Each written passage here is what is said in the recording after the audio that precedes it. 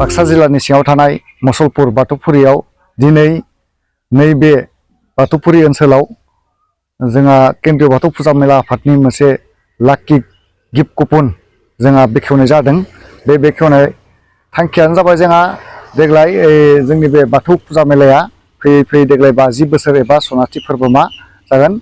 बेखौ फैगौ 23 जानुवारि 2024 इंराजिनिफ्राय 3 फेब्रुवारि 2024 इंराजि खालारसिम 12 साननि थाखाय जोङो हाबाफारिखौ लादों आरो बेवहायनो जोबथि दिन 3 फेब्रुवारियाव जोंनि बे लाकी गिफ्ट कुपननि जों खेलाखौ होनाय जागोन आरो बेवहाय जोंहा मोनजि बान्था होनाय जादों। गिबि बान्था महरै जोंहा दङ अडि आरो नैथि बान्था महेन्द्र थर एल्ट' बलेन' बायदि बायदि जोंहा गोबां प्राइजफोर दङ।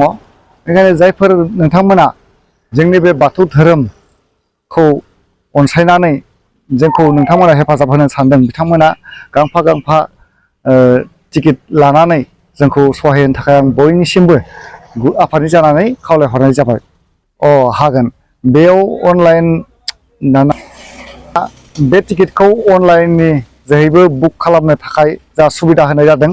बेखौ जोंहा नैबे स्क्रिनाव होनाय नाम्बाराव नोंथांमोना बेखौ बुक खालामहरब्लानो अनलाइननि जोहै जोंनि बे टिकेटखौ नोंथांमोना मोननो हागोन आरो टिकेटनि प्राइसआ जाबाय 100 रां आरो बुक खेलाबो जागोन। जोंहा बुक नाम्बाराव जोंहा 3 प्राइस लाखिदों आरो बेखिनियानो।